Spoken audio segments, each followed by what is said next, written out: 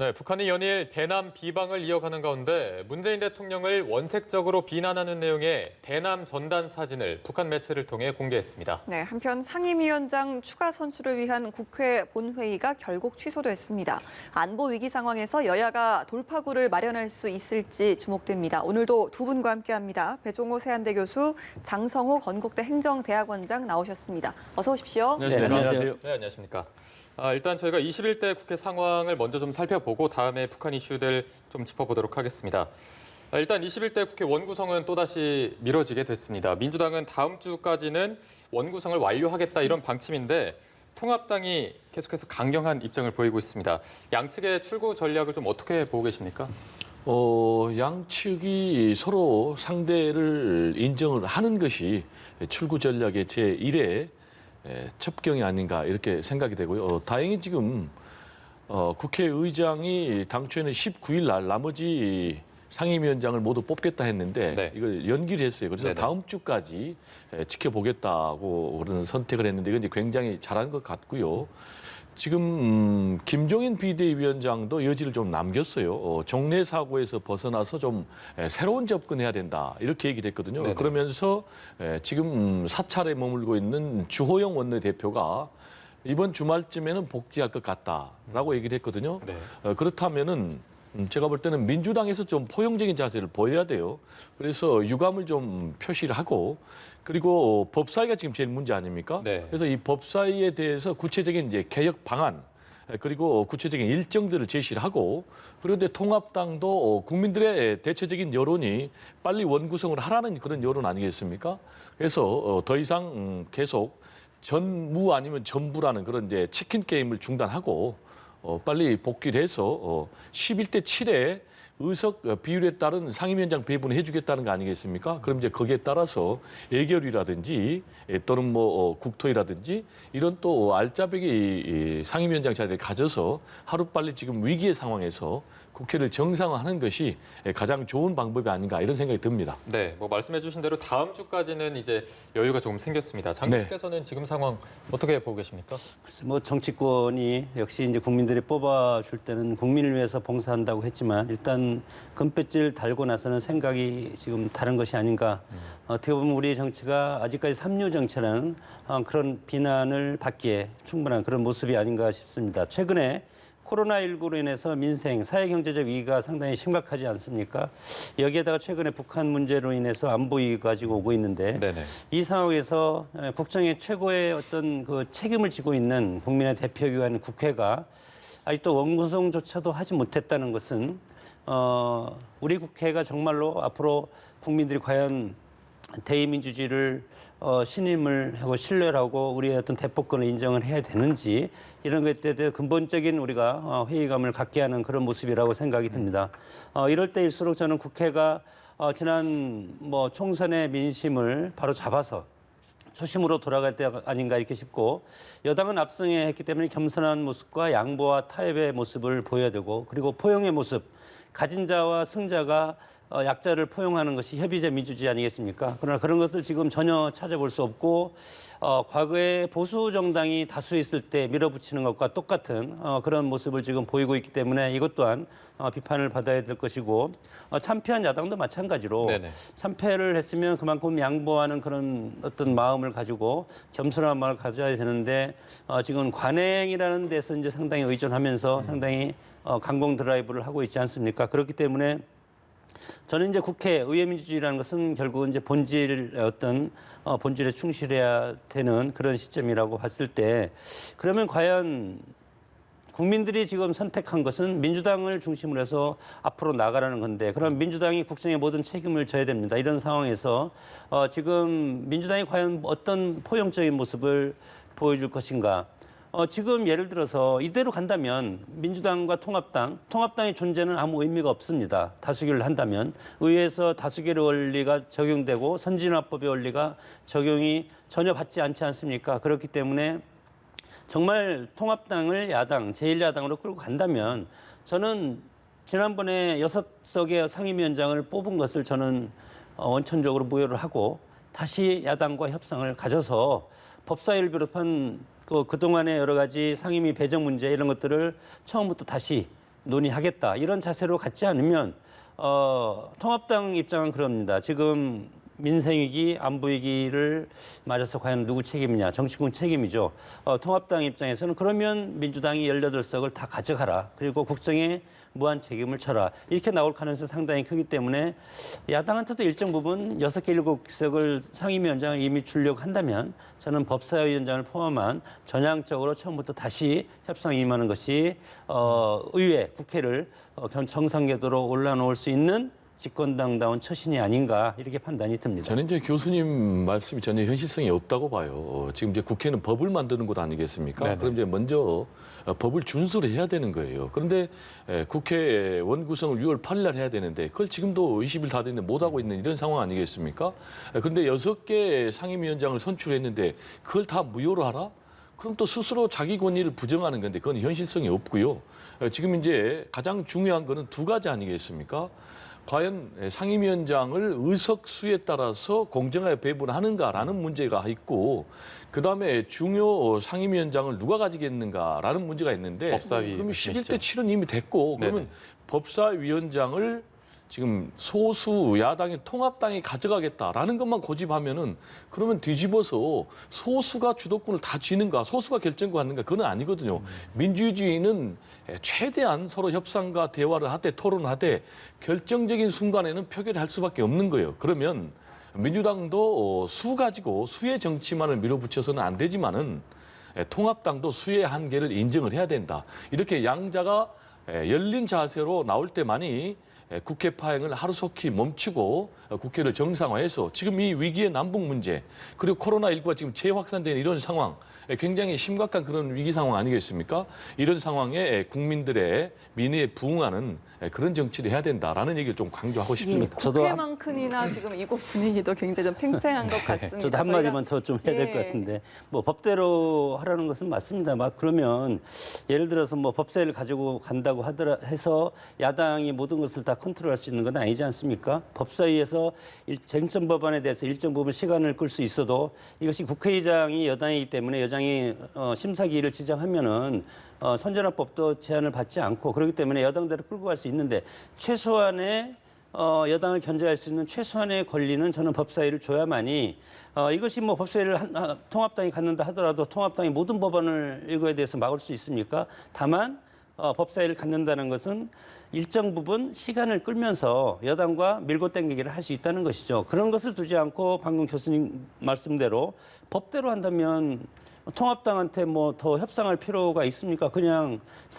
국회의장이 본회의를 소집해서 전 상임위원장을 투표로 해서 결정하면 가장 간단한 것이고 통합당도 지금 그렇게 하지 않으면 그렇게 추진해 달라는 뜻 아니겠습니까? 그러면 그것도 어떻게 보면은 국민이 담보한 총선의 민의에 부합된다고 봅니다. 그러면 국민이 부여한 총선의 민의를 그렇게 여당이 강조를 한다면 그러면 국회에서 다수결로 해서 18개 상임위원장을 다 가져가는 것이 저는 옳다. 그렇게 보고 네. 설령 야당한테 이렇게 배려한다는 것도 배려한다는 것이 아니고 여당과 야당이 서로 저렇게 협치의 모습을 보이겠다는 것 아니겠습니까? 이것이 이제 과거 우리 역대 국회의 어떤 모습이었는데 그런 것을 지금 와서 뭐 다수결의 원리, 법대로 이런 것을 따진다는 것은 좀 어불성설이라고 봅니다. 예, 저희가 오늘 남은 이야기가 좀 많아서요. 일단 두 분 의견 참 팽팽한 가운데서도 이렇게 좀 안보 위기, 코로나 위기 상황에서 국회 좀 협치, 포용, 합의는 굉장히 좀 시급한 문제인 것 같습니다. 북한 이야기로 좀 넘어가 볼까요? 대북전단 살포를 계속해서 운운을 하더니 대남전단 공개를 좀 했습니다. 굉장히 좀 원색적인 내용으로 점철되어 있었는데요. 어떻게 보셨나요, 배 교수님? 뭐 크게는 세 가지로 정리가 되더라고요. 지금 우리 문재인 대통령에 대해서 굉장히 원색적인 네. 비난을 퍼붓는 이제 대북 전단을 만들어 가지고 예. 그걸 공개를 했지 않습니까? 네. 첫 번째로는 똑같이 하겠다. 그러니까 지금 남한에서 대북 전단 만들어서 보내니까 우리도 똑같이 보내겠다라는 예. 게 하나 있고요. 네네. 두 번째로는 지금 북한이 개성의 남북 공동연락사무소를 폭발했지 않습니까? 네. 굉장히 이제 해서는 안 될 일을 한 건데요. 이걸 하면서 그 이후에 또 4가지 군사행동 계획을 발표를 했지 않습니까? 그게 첫 번째가 이제 개성하고 금강산 지구에다가 군대를 다시 주둔시키겠다. 예. 그리고 또 비무장지대에 뭐 지피를 다시 설치하겠다. 그리고 또 최전선에 다시 1급 근무 경계태세로 발동시키겠다. 네. 그리고 이제 나머지 네 번째가 대남 전단을 살포하겠다라는 것이거든요. 그래서 이제 나머지 세 가지는 다 했기 때문에 이 자기들이 얘기했던 이제 네 가지 군사 행동 계획에 따라서 이 네 번째 대남 전단도 살포하겠다라는 것이고요. 그리고 이제 세 번째로는 지금 이런 굉장히 위험 수위가 높은 대남 도발적인 행동을 하고 있는 그 이유가 뭔가 여러 가지가 있겠지만은 결국은 내부 결속에 가장 방점이 찍혀 있는 건 아닌가.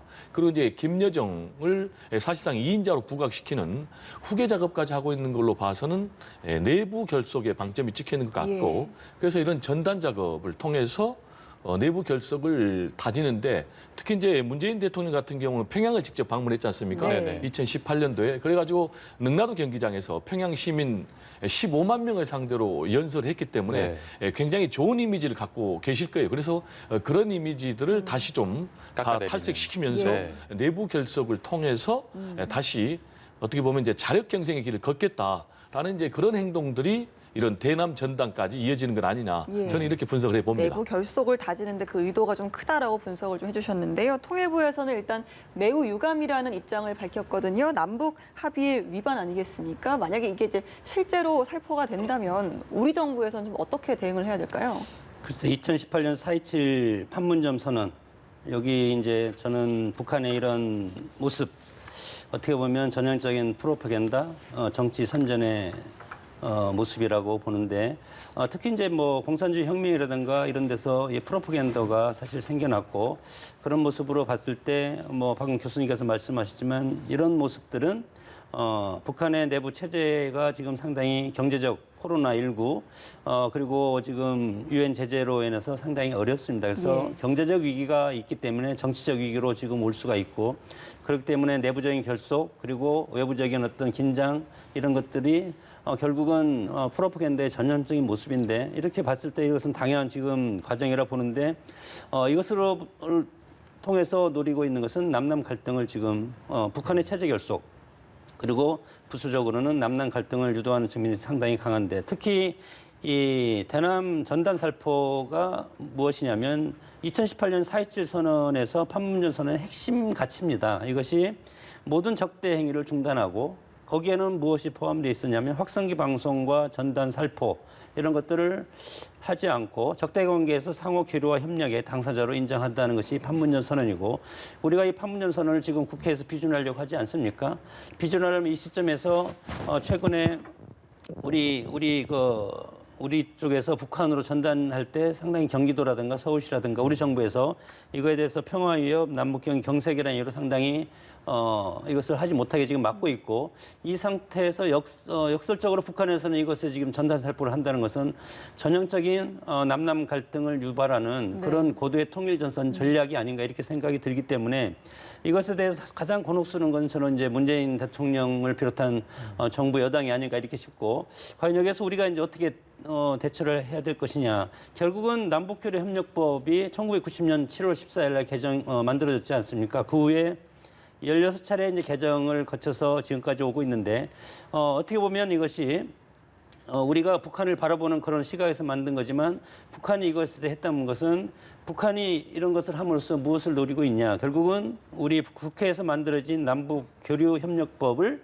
무력화시키기 위한 그런 어떤 전술적인 그런 측면도 있기 때문에 상당히 우리 통일부에서는 이것을 대처하기가 상당히 지금 어려운 것이 우리가 대북 비라 전단을 지금 하는 것을 지금 강력하게 막고 있는데 북한에서 역으로 이것을 한다면 과연 우리가 이것을 앞으로 어떻게 해야 될 것인가부터 그리고 북한에 대해서도 어떻게 이것에 대해서 비판의 수위를 할 것인가. 우리는 그래도 끝까지 북한을 설득하면서 평화의 어떤 그런 미래로 가져오고 하는 그런 지금 방향이지 않습니까? 그렇기 때문에 통일부나 정부에서 이것에 대한 대처가 상당히 어렵지 않을까. 그렇게 해서 지금 선택의 폭이 좁다고 봅니다. 네, 지금 뭐 남북 관계가 계속해서 얼어붙고 있는 상황이기 때문에 어려운 상황인 건 맞습니다. 그래도 이런 가운데 이도훈 외교부 한반도 평화교섭본부장이 방미를 마치고 귀국길에 올랐습니다. 2박 3일간 또 방미를 했는데 귀국길에서 뭐 방미 성과를 물었지만 묵묵부답으로 일관을 했습니다. 어떤 내용이 좀 오갔고 어떤 성과가 있었다 이렇게 분석을 할 수 있을까요? 네, 우리 입장에서는 지금 상당히 남북 관계가 위기 국면이다, 비상 국면이다. 그리고 이게 그대로 방치되면은 결국은 북미 관계도 위기 상황으로 치달을 수밖에 없다. 네. 따라서 현재 여기에 뭔가 액션이 있어야 되겠다라는 얘기를 하지 않았겠습니까? 그러니까 지금 이동훈 평화교섭 본부장이 2박 3일 일정으로 지금 급파가 된 거 아니겠습니까? 그래서 이제 스티븐 비건 미 국무부 차관이죠. 만나서 결국 이제 부장관이죠. 만나가지고 얘기를 했는데 우리 측에서 이제 요구한 거는 당연하게 지금 이렇게 북한이 어려운 상황에서 뭔가 성의를 좀 보여야 되지 않겠느냐. 즉 구체적으로 얘기하면은 대북 제재를 해제까지는 아니더라도 대북 제재를 좀 완화는 해줘야 되는 거 아니냐. 구체적으로 얘기하면은 뭐 금강산 관광을 좀 개별적으로 좀 허용을 한다든지 더 장기적으로는 개성공단을 다시 재가동한다든지 이런 얘기를 좀 심도 있게 요구를 했을 거예요. 그렇다면 여기에 대해서 미국 측은 그렇게 긍정적인 반응을 하지 않은 것 같아요. 왜냐하면 이제 이도훈 본부장의 귀국길 기자들의 표정을 보면 어둡고 어떤 성과를 물어보니까 이제 묵묵부답이라고 얘기를 했다는 거 네네. 아니겠습니까? 그렇지만은 현재 상황은 분명히 위기 상황이라는 것을 미국도 인식을 했을 것 같아요. 왜냐하면 이제 11월 대선이 치러지지 않습니까? 네. 근데 지금 이제 트럼프 대통령 입장에서는 북한의 핵을 상당히 자신이 지금 통제해 놨다라는 걸 이제 오바마 전임 대통령에 비해서 자기가 치적으로 생각하고 있는데 만약에 미국이 지금 레드라인으로 금지하고 있는 뭐 ICBM을 다시 발사한다든지 또는 SLBM을 다시 발사한다든지 그러면은 상당히 어려운 상황이기 때문에 미국도 뭔가 여기에 대해서 상황 관리에 나설 수밖에 없는 그런 상황인데 지금 이제 미국은 대북 제재를 완화하는 쪽보다는 오히려 지금 전략 무기 그러니까 B-52H 전략 핵무기를 지금 일본 열도에서 다시 띄운다든지 출격시킨다든지 또는 뭐 한미 연합 훈련을 다시 재가동한다든지 이런 쪽으로 좀 나가고 있는 것 같아요. 네. 이런 상황에서 더더욱 지금 우리 측의 어떤 지렛대 역할 그리고 또 중재자로서 촉진자로서의 역할이 좀 중요한 그런 상황이 아닌가 이런 생각이 듭니다. 예, 이도훈 본부장 일단 뭐 귀국길에선 좀 묵묵부답이었는데요. 어떤 논의가 오고 갔을지 좀 기다려봐야 될 것 같습니다. 김현철 통일부 장관 남북관계 악화에 대한 책임을 지고 공식 퇴임을 했습니다. 퇴임식에서 이렇게 좀 호소를 하기도 했죠. 증오로 증오를 이길 수 없다. 여기서 멈춰야 된다라고 했는데 북한에서 좀 이런 메시지가 통할까요? 글쎄, 우리 이제 과거에 보면은 이제 북한이 도발하면 우리가 도발로 응징을 하는. 그러나 이제 최근에 뭐 김대중 정부 이후에 들어서는 북한이 도발을 하더라도 우리가 포용해서 끌고 가자. 이것이 이제 해변 정책 아니겠습니까? 네. 이런 것들이 우리의 이제 대북 정책 기조였는데 여기에서 북한이 증오. 북한이 지금 여러 가지 벼락건 전술을 저는 이제 취하고 있다고 봅니다. 내부적으로는 경제적인 상당히 어려움과 체제 결속이 어렵고 물론 거기에서 북한의 최고 지도자인 김정은 위원장이 지금 어떤 상태인지 그렇기 때문에 이런 것들을 기화로 해서 김여정이라는 뭐 차기 김정은 이후에 어떤 그런 구도를 만들기 위한 그런 전략적인 것도 예. 이 지금 이제 프로파간다 차원에서 지금 진행하고 있다 이렇게도 볼 수가 있고 네. 그렇기 때문에 지금 북한의 저런 모습이 증오로도 우리가 이제 받아들일 수 있지만 증오로 받아들이면 우리도 이제 강하게 이것을 남북구로 협력법도 있지만 이것을 북한이 도발함에도 불구하고 우리가 인내로서 가기는 한계가 있지 않습니까? 그렇기 때문에 이거에 대해서 우리가 증오로 한다는 것은 그만큼 그리고 강력하게 대응하는 것보다는 일단은 북한이 실질적인 그런 도발은 아직 없었기 때문에 그 전까지는 참고 인내를 해야 된다. 이런 것들이 지금 김현철 통일부 장관의 퇴임의 변인데 네. 지금 현 정부의 그런 대북 정책도 그런 관점에서 보면은 최대한 인내할 것은 인내하는 그런 것들이 이제 대북적 관점이고 보수 정당과 지금 다르지 않습니까? 그렇기 때문에 물론 이제 장관이 이제 사퇴한다고 해서 이것이 북한이 장관의 사퇴로서 모든 것이 끝난다 이렇게 저는 보지는 않습니다. 예. 북한이 어떤 거대한 그런 이제 밑그림도 있고 그리고 외교적으로 보면은 미국의 대선이 상당히 북한에 위협적으로 다가오는 그런 것일 수도 있기 때문에 여기에서 북한이 정말 강공으로 나온다면 미국 트럼프는 여기에서 강공으로 또 맞설 가능성이 있고 그러면 이미 우리 관계를 떠나지 않습니까? 그래서 미국과 북한의 지금 뭐 SLBM이라든가 ICBM 이런 문제를 가지고 우리로서는 여기에서 직접적으로 개입할 수 있는 여지가 상당히 적기 때문에 예. 우리가 강공으로 나가기보다는 우리는 양쪽의 강공 드라이브를 우리는 좀 연성적으로 이렇게 섞어놓는 그런 어떤 역할적 모습 그런 것들을 지금 통일부 장관이 퇴임하면서 당위성을 얘기했다고 봅니다. 예, 네. 퇴임사에 좀 어느 정도 의미심장한 발언도 나왔습니다. 권한에 비해서 주어진 짐이 너무 무거웠다라는 말도 있었는데요. 배 교수님께서는 좀 어떻게 들으셨습니까? 상당히 좀 공감이 가는 부분이죠. 그래서 일부에서는 김현철 전 통일부 장관이 십자가를 졌다라는 그런 얘기도 있어요. 또 외신에서도 그렇게 분석을 했고 공감이 가는 부분인 게 지금 사실 이 남북 문제는 정의원 국가안보실장 그리고 서훈 국정원장 이 투톱으로 사실상 하다 보니까 예. 통일부 또는 이제 통일부 장관의 권한은 사실상 없었다. 그리고 본인 얘기대로 권한에 비해서 짐은 너무 컸다라는 얘기가 있어요. 그래서 이제 원로 정치인들 사이에서 과거처럼 지금 통일부 장관 하지 말고 부총리급으로 격상을 시켜야 된다. 그래서 실제로 이제 1990년도에서 1998년도까지는 이제 통일원이어가지고 이때 부총리급이었거든요. 그리고 권한을 좀 대폭적으로 좀 줘야 되는데 그게 이제 정동영 통일부 장관 시절에 노태우 전 대통령이 사실상 전권을 부여하다시피 해가지고 개성공단 사업을 시작하는 이제 그런 것도 있었거든요. 예. 그래서 상당 부분 이 직제를 통일부 장관으로 격상을 시키든지 아니면은 실세 정치인을 통일부 장관의 보냄으로 인해서 또 그래서 힘을 실어주는 그런 좀 필요가 있지 않나라는 의견에는 저도 개인적으로 상당 부분 공감합니다. 그렇지만은 여기에 동시에 과연 김현철 전 통일부 장관은 통일부 장관으로서 제한된 권한이라는 본인의 주장대로라면 그 제한된 권한으로서 뭔가 창의적으로 열심히 난관을 뚫려고 노력을 했는가? 예를 들면 이제 대북 제재 완화와 관련해서도 열심히 미국 측을 설득하고 또 유엔 대북 이제 안보 대북 제재위원회에 풀어달라고 뭔가 좀 창의적인 노력을 했는가라는 부분에 대해서는 그렇게 높은 점수를 못 받고 있거든요. 또 이 부분에 대해서도 함께 생각해봐야 될 그런 대목이 아닌가 이런 생각이 좀 듭니다. 네, 지금 뭐 김현철 장관이 사표가 수리됐습니다. 그래서 이제 누가 그 뒤를 이을지 관심을 끌고 있는데 말씀하시기를 좀 실세 정치인을 안 쳐야 한다. 그런 것 때문인지 민주당 이인영 의원도 거론이 되고 있고요. 임종석 전 대통령 비서실장도 거론이 되고 있습니다. 지금 이 함합형 어떻게 좀 보고 계십니까? 상당히 뭐 윤곽이 구체적으로 드러난 것 같아요. 당초에는 우상호, 이인영 그리고 임종석 전 네. 비서실장 세 분 정도로 구체화됐는데 우상호 의원 같은 경우는 본인이 사실상 고사를 했어요. 그러면서 임종석 전 비서실장도 받지 않을 것 같다라고 얘기를 했는데 네. 임종석 비서실장은 이 문제와 관련해서 본인이 구체적으로 입장을 밝힌 건 없고 여러 가지 좀 설랑설레하니까 좀 더 지켜봐야 되겠는데 전반적인 무게중심은 이인영 의원으로 지금 가고 있는 것 아닌가라는 좀 생각이 들어요. 네. 왜냐하면 이제 이인영 의원도 그러고 임종석 전 비서실장도 그러고 다들 전대협 의장 출신이거든요. 1기, 3기. 그래서 굉장히 적임자 같아요. 일단 통일부 장관의 자격과 관련해서는 저는 이제 크게 한 네 가지를 얘기하면은 첫 번째로는 대통령의 통일 정책에 대해서 철학에 대해서 분명하게 인식을 하고 있어야 된다.